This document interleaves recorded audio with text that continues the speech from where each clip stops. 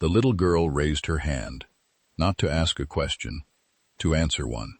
Worthless. Renata Voss had just told 200 people that the engine on the cart was worthless, and the only person in the room who responded was 6 years old. She didn't shout, she didn't cry, she just lifted her hand, the way she'd been taught to do in school, and said 4 words into the silence. My dad built this. Nobody laughed after that. The engine itself looked like something pulled from a skip. Black, seized, anonymous. The kind of block that gets sold by weight at a scrapyard. Renata Voss had a wall of credentials behind her, and 30 years of authentication work to her name. Marcus Webb had a frayed jacket and a child holding a stuffed rabbit. The room had already made its decision. The room was wrong. What no one understood yet, what no one in that building had thought to check, was that the bolt on the near side of the firewall had a serial number stamped into its head. Marcus had stamped it himself, in 1976, the day he finished building the only engine that ever won a Formula One World Championship by a single point on the final lap, in the rain. The shoes were always first. Every morning, before breakfast, before she asked for anything, Lily Webb crouched down at the front door and sorted her shoes into a line, smallest to largest, lightest color to darkest. She did it without being asked. She had been doing it since she was 4. Marcus had never told her to. He didn't know where it came from, and he had stopped trying to understand it the way you stop trying to understand something you've decided to love. Unconditionally. On the morning the estate clearance listing appeared in his email, she was doing it now. 3 pairs of shoes, arranged on the mat with a precision that would have impressed a pit crew, and Button was propped against the skirting board watching her work. Button was a rabbit. He was gray, and one of his ears was longer than the other, because Lily had pulled it in her sleep every night for 2 years, and his left eye was a replacement button that didn't quite match the right one, and none of that mattered to Lily even slightly. He went everywhere. He was present for everything. He had, at various points, attended a dental appointment, a parent-teacher evening, and, once, in a moment Marcus was not proud of, a trip to collect a carburetor from a man in a lay-by on the A47. Dad, Lily said, not looking up from the shoes. Yes. If something is broken, does it know? Waiting for the kettle. He turned around. She was still looking at the shoes, adjusting the left trainer a half inch to the right with one finger, then tilting her head to assess the result. What kind of broken, he said. She thought about it. Like, if something used to be important and then nobody uses it anymore, does it know that happened to it? He looked at her for a moment. She picked up Button and stood up, satisfied with the shoes, already moving toward the kitchen table. No, he said. I don't think it knows. She nodded, accepting this without sadness, and climbed into her chair. He turned back to the kettle. He was not certain he had answered correctly. The house they rented was on the edge of a village in Lincolnshire. 2 bedrooms, a lean-to garage, a garden that was mostly mud from October through April. Marcus ran the garage as a one-man operation. He fixed what people brought him: exhausts, clutches, the occasional gearbox rebuild. He charged fairly, and worked slowly, and did not advertise. And the people who found him tended to find him the same way. Someone told someone who told someone else, usually prefaced with the phrase, "He's not much to look at, but he's thorough." It was not the life he had planned. It was the life that had remained after the one he planned had ended. He had been 31 when he took the Meridian job. He had been the youngest lead engine builder in the team's history, which was a fact that had been reported in 3 trade publications at the time, and which he had not thought about in years. The Meridian M6 was his car, not in any legal or contractual sense, but in the sense that he had spent 14 months building its engine by hand in a workshop in Maranello, while the rest of the team worked on the chassis around him, and he had slept in that workshop more nights than he had slept in his flat. And when the engine turned over for the first time on a Tuesday morning in February 1976, he had sat on the floor of the workshop for 20 minutes and not said anything to anyone, because there were no words for what it felt like to hear a thing you had imagined become a sound. The car won the championship that October. 14 months later, Marcus left the team. He never talked about why, not in those terms. What he said, when people asked, which they rarely did anymore, was that his wife was ill. And then she wasn't ill anymore, she was gone, and there was a 14-month-old girl who needed someone to be there in the morning when she woke up. And he had looked at his life and done the arithmetic, and the arithmetic had only one answer. He had packed 2 bags and a toolbox and driven north. That was 8 years ago. Lily didn't remember any of it. She only knew the house and the garage and the mud garden and Button, and the fact that her father always knew what was wrong with things before he opened them up. There was a tin on the shelf above the workbench in the garage. It had held tobacco once, 40 years ago, and now it held 12 titanium bolts in a sealed plastic bag. They were the bolts Marcus had machined himself for the M6's engine, hand-turned on a lathe he'd borrowed from a machinist in Turin, finished to a tolerance that the standard parts couldn't match. 12 bolts. He had installed 11 of them. The 12th had been in his jacket pocket the day he drove away from Maranello, and it had stayed in that tin ever since. He didn't take it out. He didn't think about it much. It was just there, the way certain things are just there, present and quiet, and not asking for anything. Lily had found the tin once, when she was 5, and held the bolt up to the garage light and said it looked like something from space. Marcus had said yes, more or less, and put the tin back on the shelf. She had not asked about it again. On the morning of the estate clearance listing, Marcus read the description twice at the kitchen table, while Lily ate toast. The listing said, 1 engine block, make unknown, condition poor, seized, requires full assessment, barn find, sold as seen, no reserve. There was 1 photograph.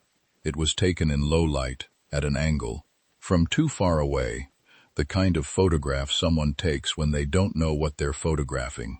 The engine was covered in oil residue and decades of dust. You could not see the casting marks. You could not see the serial plate. You could not see the bolt on the near side of the firewall. Marcus could see enough. He closed the laptop. He finished his tea.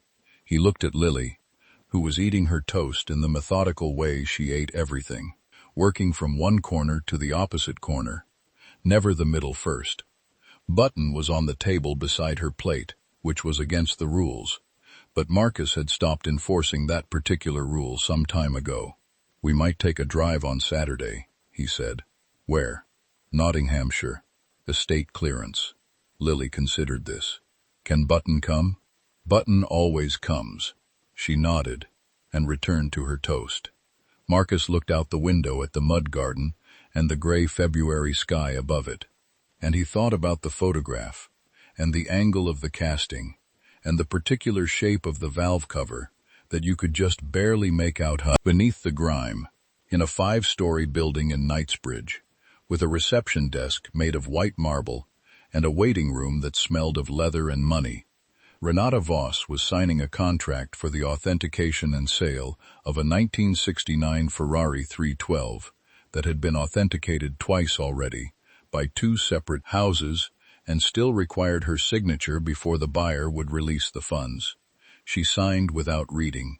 She had an assistant for reading. She had 3 assistants. She had a wall of framed certificates that covered 1 full side of her office and a client list that contained the names of 11 governments and 1 sitting monarch. She had been called, by a magazine that covered such things, the last word in motorsport heritage. She did not disagree with this assessment.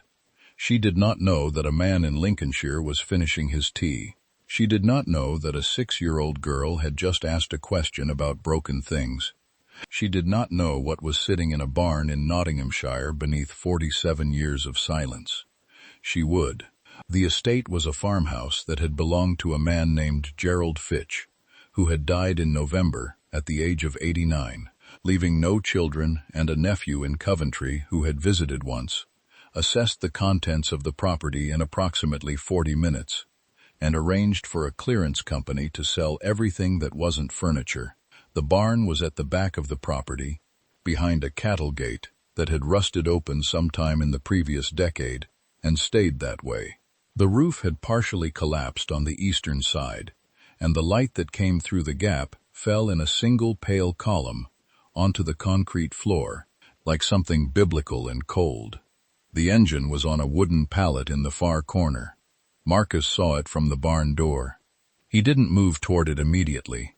He stood in the entrance with his hands in his jacket pockets and looked at it from 20 feet away, the way you look at something when you want your first impression to be honest, before your feet carry you closer and your hands take over, and the clinical part of your brain starts negotiating with what your eyes already know. Lily came in behind him and stood at his elbow. She looked at the engine, then at her father, then back at the engine. "It's dirty," she said. "Yes." "Is it the one?" He was quiet for a moment. "I don't know yet." That was true in the strictest sense. In every other sense, he already knew. He walked toward it slowly. The clearance company had sent a man named Pete, who was standing near the gate with a clipboard and a vape pen, and no interest whatsoever in the barn or its contents. There were 4 other buyers on the property, 2 of them looking at garden machinery in the yard, one examining a box of tools near the house, one who had glanced into the barn, seen the engine, and left. Marcus crouched down beside the pallet. He did not touch the engine yet. He looked at the casting along the lower block. He looked at the valve cover. He looked at the profile of the intake ports, the spacing between them, the specific geometry of the exhaust flanges. He tilted his head slightly to the left. Then he reached into his jacket pocket and took out a small torch, the kind with a tight beam, and directed it at the near side of the firewall flange. It was black with oil and caked with grime, and the head was barely visible, but the shape of it was unmistakable to the man who had turned it on a lathe in Turin in the autumn of 1975, and machined the M into its face with a tool he'd ground himself from a broken tap. He did not touch it. He clicked the torch off and stood up. "Pete," he called toward the gate. Pete looked up from his phone.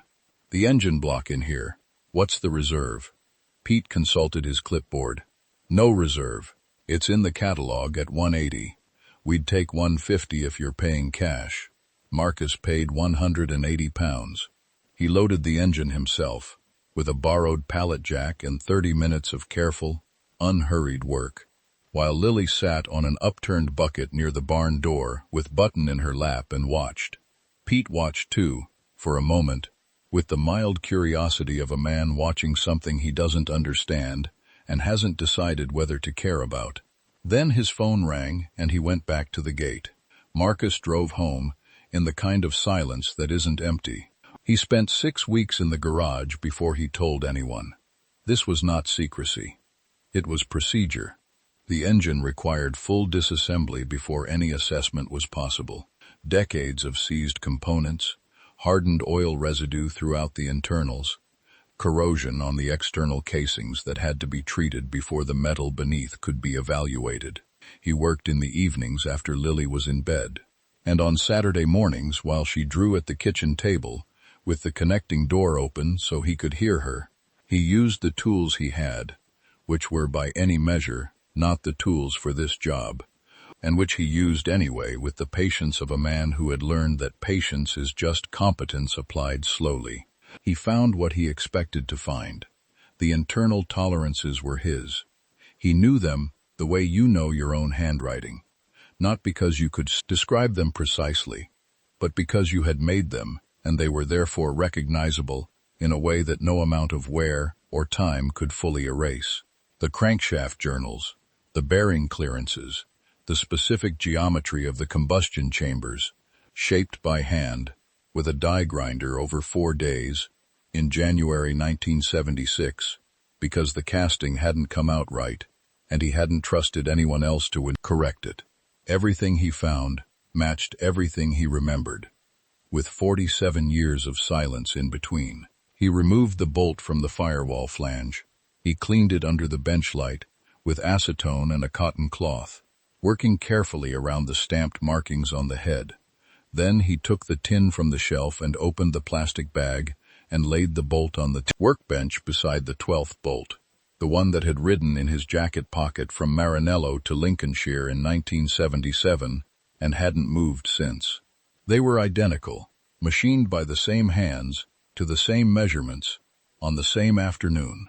He put both bolts back. He turned off the bench light. He stood in the dark garage for a moment, and then he went inside and checked on Lily, who was asleep, with button tucked under her chin and one arm hanging off the side of the bed, in a way that looked profoundly uncomfortable, and apparently wasn't. He had a decision to make. The letter he sent to Voss Motorsport Heritage was 4 sentences long. He described the engine, its apparent specifications, and the markings he had found. He said he believed it to be the original unit from the 1976 Meridian M6, and that he was seeking formal authentication with a view to consignment for sale. He signed it with his name and his address and the name of his garage. He received a reply 11 days later. It was written by an assistant.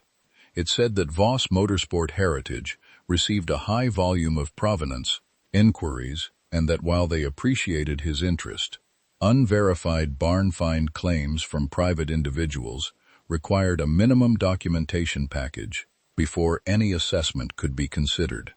The documentation package was listed on their website. It ran to 9 items. 3 of them required signatures from institutions that no longer existed. Marcus read the letter at the kitchen table. Lily was eating breakfast. He folded the letter and put it in the drawer under the kettle, where he kept things he hadn't decided what to do with yet. "What's that?" Lily said. "A letter. A good one or a bad one?" He thought about it. Neither yet. She accepted this and returned to her toast. He made a second cup of tea and sat back down and thought about the 9 documentation requirements and the 3 institutions that no longer existed. And then he thought about the bolt, and then he picked up his phone and found the number for the Meridian Heritage Trust, which was a small organization based in Oxfordshire that maintained the historical records of the Meridian Formula 1 team, and he called it. The man who answered was named Colin. Colin had been maintaining those records for 19 years. When Marcus told him what he had found, Colin was quiet for a long time. Then he said, "Can I ask who's calling?" Marcus told him. There was another silence, shorter, but a different kind. "I know that name," Colin said. "From the build logs." "Yes," Marcus said. "You would." He brought 3 archive boxes and a portable document scanner and stayed for 6 hours, and when he left, he shook Marcus's hand with both of his and said he needed to make some calls. Went to a journalist at a motoring magazine. Another went to the director of the Goodwood Festival of Speed. A third went, eventually, to the offices of Voss Motorsport Heritage, not to an assistant this time, but to Renata Voss herself. She agreed to an assessment. She arrived 3 weeks later, with 2 technicians and a camera crew.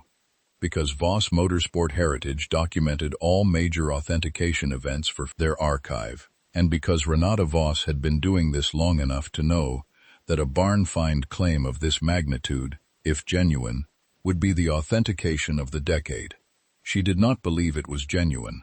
She had been called, by a magazine that covered such things, the last word in motorsport heritage. She walked into Marcus Webb's one-bay garage in Lincolnshire on a Tuesday morning in April, looked at the engine on the wheeled cart, looked at the man standing beside it in a jacket with a frayed left cuff, looked at the 6-year-old girl holding a stuffed rabbit by one ear, and she reached the conclusion that was available to her given everything she thought she knew.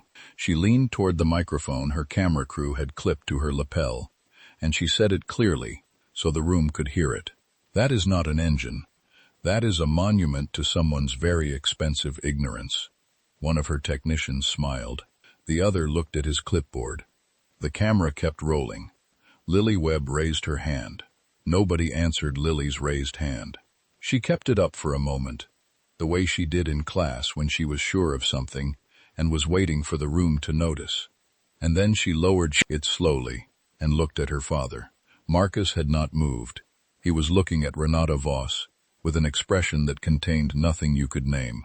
Not hurt, not anger, not the tight-jawed dignity of a man making a decision about how to carry himself. Just stillness. The particular stillness of someone who has already done all the deciding there is to do and is now simply waiting for the world to catch up. He turned back to the engine. "May I?" he said. Renata looked at him, the way you look at something that has said something unexpected. "May you what?" "Work." She studied him for a moment. One of her technicians, the younger one, who had a beard and an expensive-looking watch, and had introduced himself as Stefan, was watching with the mild, patient condescension of a man who believed this would be over quickly.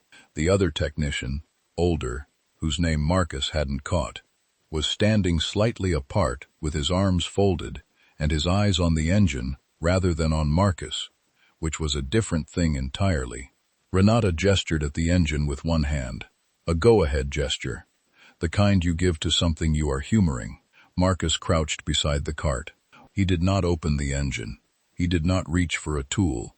He put his right hand flat against the side of the block, against the bare metal, just below the exhaust flange on the near bank, and he held it there for 3 seconds, not feeling for heat, not feeling for vibration, just the contact, just his hand on the casting he had specified in a foundry in Modena in the summer of 1974, when he had been 29 years old and had argued for 40 minutes with the foundry foreman about the silicon content of the alloy, until the foreman had thrown up his hands and given him what he wanted.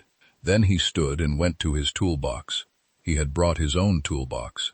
This had apparently registered as another data point in the room's ongoing assessment of him, because Stefan had glanced at it when Marcus carried it in. A steel chest, old, the kind that had been repainted twice, and still showed the ghost of the original green underneath, with an expression that suggested he found it informative in the way a punchline is informative. Marcus opened the top drawer and took out a bore gauge. It was a Matutoyo, analog, not digital, and it was 40 years old and calibrated by hand every 6 months, because that was how he had been taught to maintain measuring equipment by a man in a workshop in Turin, who had told him that a tool you trust is worth more than a tool that is merely accurate. He extended the gauge to its working position and crouched beside the near bank of the block. "The cylinder bores," he said. "Not to anyone in particular. On this engine were finished by hand.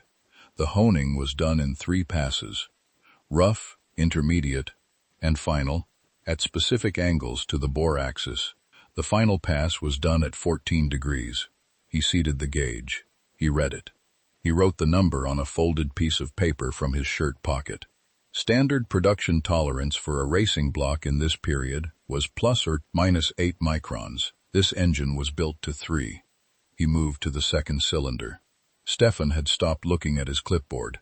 "The reason that matters," Marcus continued, in the same tone you use to explain something to a person who didn't ask, but needs to know, is that a tolerance of 3 microns is not achievable on production machinery. It requires hand finishing by someone who knows exactly what they're correcting for and why. He read the second bore, wrote the number. Both of these numbers match the specification I wrote down in a notebook in 1975. I still have the notebook. The older technician, Marcus would later learn his name was Dirk, that he had spent 20 years at the FIA's technical department before joining Voss, and that he had personally authenticated 9 world championship cars in his career, unfolded his arms. Marcus moved to the firewall. He reached into the toolbox and took out a set of combination spanners, metric, chrome vanadium, also old, and selected the correct size without looking at the bolt first. Because he knew the size, he had specified it. He seated the spanner on the bolt head and applied pressure, steadily, with the particular controlled force of someone who knows the exact torque they're working against, and the bolt, seized for 47 years in its threaded boss, locked by oil, carbon, and time, and the specific chemistry of neglect, moved. It moved because Marcus had built the thread to a tolerance that left room for exactly this, disassembly, even after decades, by a hand that knew the geometry it was reversing. He removed the bolt and held it under the light. The M was there, and the 6 digits, and 47 years of grime that had preserved them the way amber preserves things, perfectly, uselessly, until the right person looks. He set the bolt on a clean cloth on top of the toolbox. He took the folded piece of paper from his shirt pocket and unfolded it fully. And it was not a piece of paper at all, but a photocopied page from a logbook, a build log, handwritten in pencil, dated October 1975, with a column of serial numbers down the left margin. He laid it beside the bolt. The number on the bolt was the 4th number in the column. Beside it, in his own handwriting from 50 years ago, were the words, "Firewall near side, installed." Dirk walked over. He looked at the bolt. He looked at the logbook page. He looked at Marcus. He pulled his phone from his jacket pocket and opened it and typed something. And then he held the screen toward Stefan without a word. Stefan read it. His expression did not collapse all at once. It adjusted, the way a building settles, gradually, and then all at once, and the expensive watch on his wrist caught the light as he lowered his arm. "Who authenticated the build log?" Dirk said. His voice was careful and neutral, and completely different from the way it had been when he arrived. "Colin Marsh," Marcus said. "Meridian Heritage Trust. He has the originals." Dirk typed again. Then he stepped back and looked at Renata. She was standing exactly where she had been standing since Marcus began working. She had not moved toward the engine. She had not moved away from it. She was watching Marcus's hands on the bolt with the expression of someone who has opened a door expecting one room and found another room entirely, and is standing in the doorway, not yet inside, not yet willing to accept the geography. Her camera was still rolling. She did not say anything. Lily was sitting on a stool near the wall with Button in her lap, watching her father work the way she always watched him work, with complete attention, no impatience, the settled confidence of a person who has never once seen him be wrong about a broken thing. She looked at Renata's face. Then she looked back at her father. "She looks like she forgot something," Lily said quietly, to no one in particular. She was not wrong. Renata Voss came back 4 days later. She came alone. No technicians, no camera crew. She parked a silver Jaguar on the lane outside the garage at 8:30 on a Saturday morning and knocked on the side door. Not the roller door, the side door, which meant she had walked around the building first, which meant she had been deciding something on the way. Marcus opened the door. He was holding a mug of tea. He looked at her car, then at her, then stepped back to let her in. She was dressed differently. Not the structured jacket from the assessment, something quieter. She stood inside the garage with her hands in her coat pockets and looked at the engine on the cart, and for a moment, neither of them said anything. "Where's your daughter?" she said. "Inside." He nodded toward the connecting door. "Breakfast." As if on cue, they could hear Lily's voice through the door. She was talking to Button.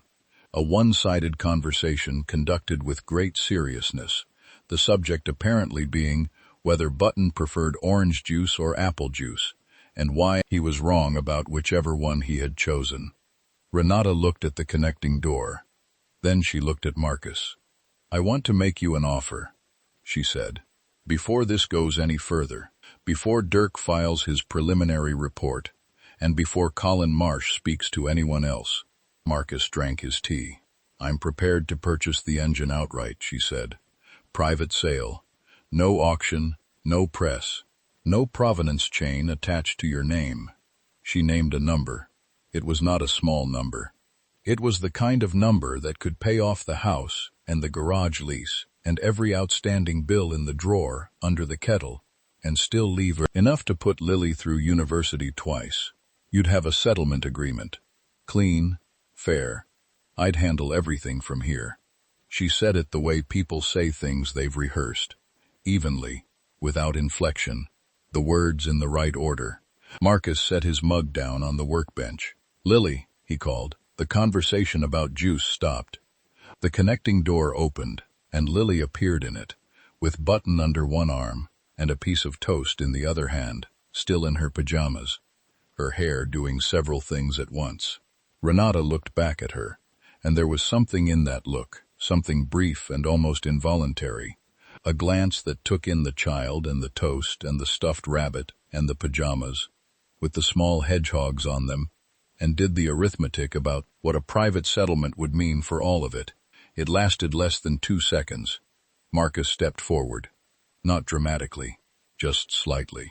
A single step that moved him between his daughter and the room. "Go on," he said to Lily. Gently. Just that. She went. The door clicked shut. The juice conversation resumed immediately, at reduced volume. Marcus turned back to Renata. He picked up his mug. He looked at the engine. He looked at the bolt, which was back in its cloth on the workbench now, cleaned, photographed, documented, waiting. He thought about the build log page. He thought about the notebook in the box under his bed, the one with the tolerances in it, written in pencil in his own hand in 1975, 50 years ago, by a man who had no idea he was writing something he'd need to prove one day. He thought about the foundry foreman in Modena, who had given him the alloy he wanted after 40 minutes of argument. He had never known that man's name. The engine existed partly because of that argument.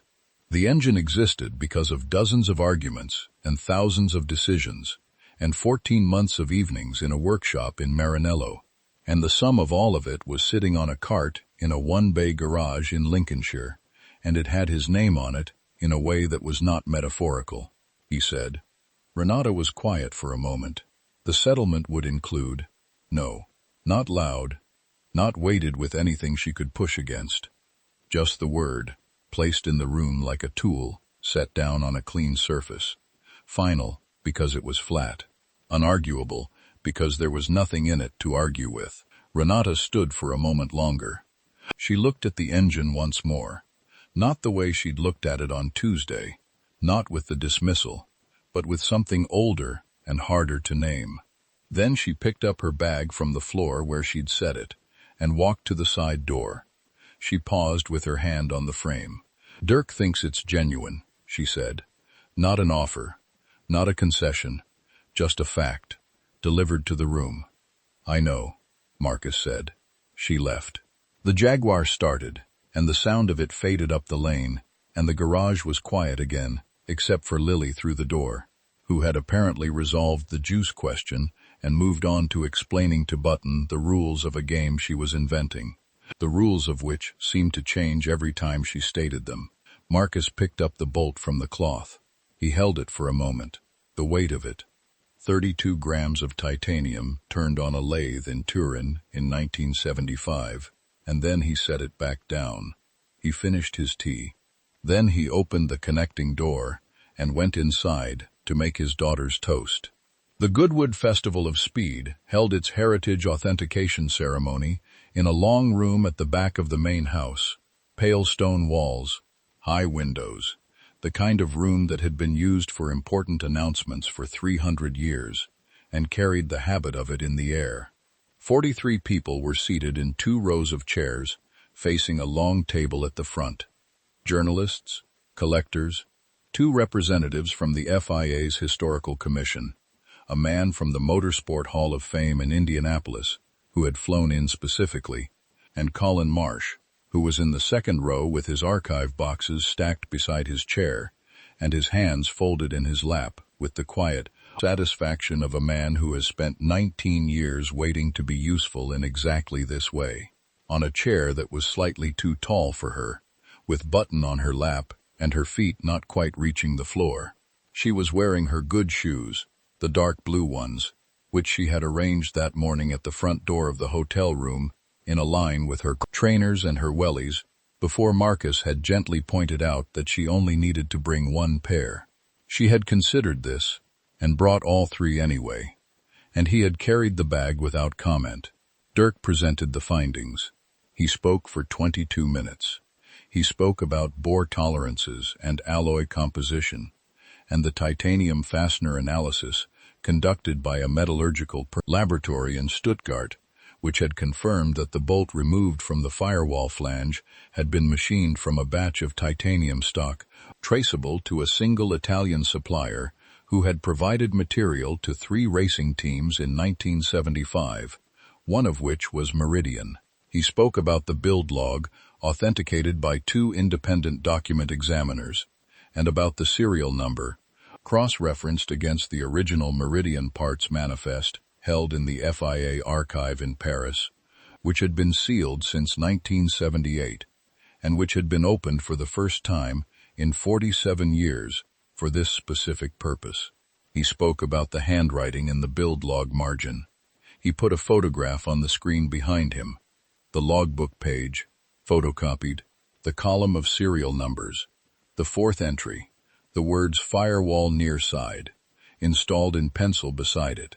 Then he put a second photograph beside it, a blown-up image of a different document, pulled from the Paris archive, a parts sign-off sheet dated November 1976, signed at the bottom by the Meridian team's chief engineer as confirmation that the engine had been sealed for transport after the season's final race. The chief engineer's signature was not what Dirk pointed to. He pointed to a handwritten note in the margin of the sign-off sheet, 4 words, in pencil, added by someone who was not the chief engineer. The handwriting matched the build log exactly. Built right. M.W. The room was quiet. Dirk looked at his notes. He looked at the room. Then he said, "The engine on display in the adjoining hall is the original power unit from the 1976 Meridian M6. It is the only engine of its type ever constructed. It was built by hand between January 1974 and February 1976 by Marcus Webb, then lead engine builder for the Meridian Formula 1 team, who is present today." He paused. "Its current assessed value, subject to formal auction, is £3.4 million. The number sat in the room. £3.4 million for £180 and 6 weeks of evening work, and a bolt that had ridden in a jacket pocket from Maranello to Lincolnshire, and waited in a tin on a shelf for 47 years, without asking for anything. Someone began clapping. Then everyone was clapping. Colin Marsh was nodding slowly, his hands still folded, as though the applause was confirming something he had known for months. Lily looked at the number on the screen. She looked at it for a long time, with the focused concentration she brought to things she was trying to understand. Then she looked at her father's face. His face was not doing what she expected. He was not smiling. He was not looking at the screen, or the room, or the journalists, or the man from Indianapolis.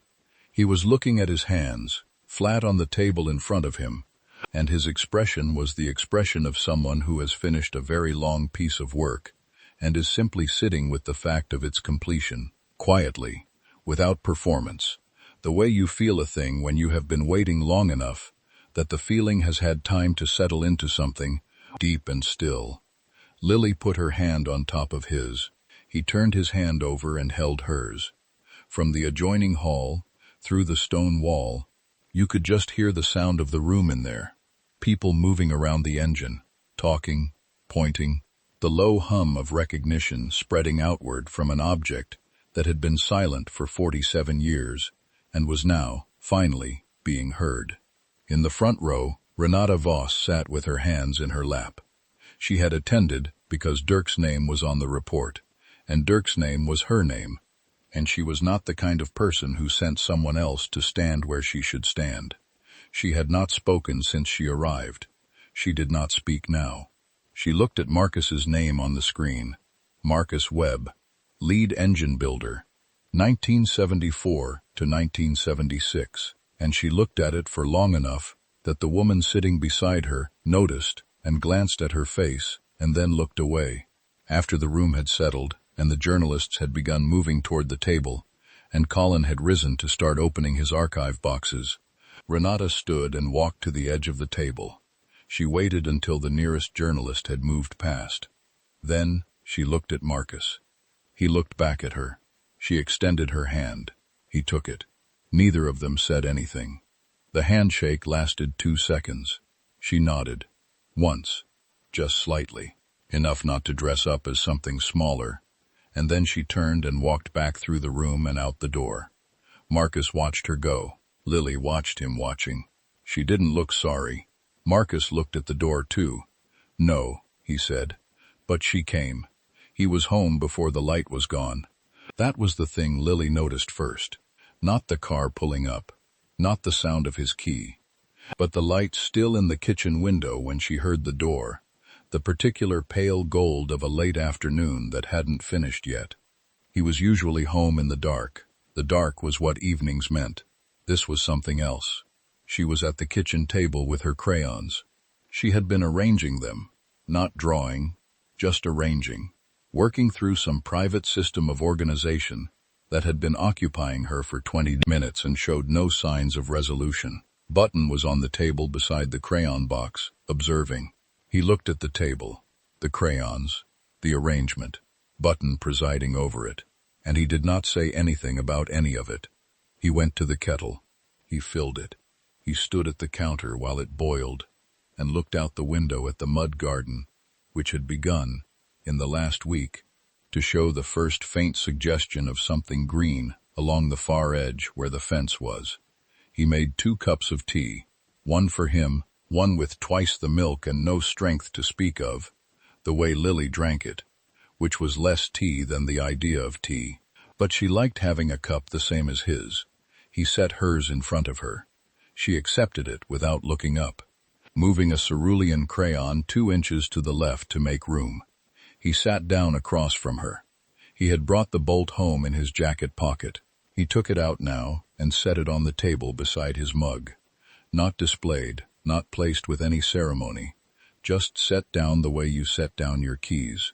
Lily glanced at it. She recognized it. She went back to her crayons. They sat like that for a while. The kettle ticked as it cooled. Outside, a car went past on the lane. The green thing at the far edge of the garden was still there, which meant it was probably real. Lily picked up the bolt. She turned it over in her fingers, the way she had the first time, holding it up slightly, looking at the stamped M on the head. She turned it twice more. Then she set it back down beside his mug, handle side toward him, the way you hand something back to the person it belongs to. She looked at him. "Dad," she said. "Yes." "Did the engine remember you?" He looked at her. He looked at the bolt. He looked at the window, and the garden, and the thin green line along the fence that hadn't been there last week. He didn't answer. He didn't need to. He reached over and turned off the kitchen light. Not because it was dark yet, but because the light coming through the window was enough. And some things don't need more than what's already there. Lily went back to her crayons. Button watched the bolt. The tea steamed quietly between them. Some men spend their whole lives being the proof that no one thought to check for.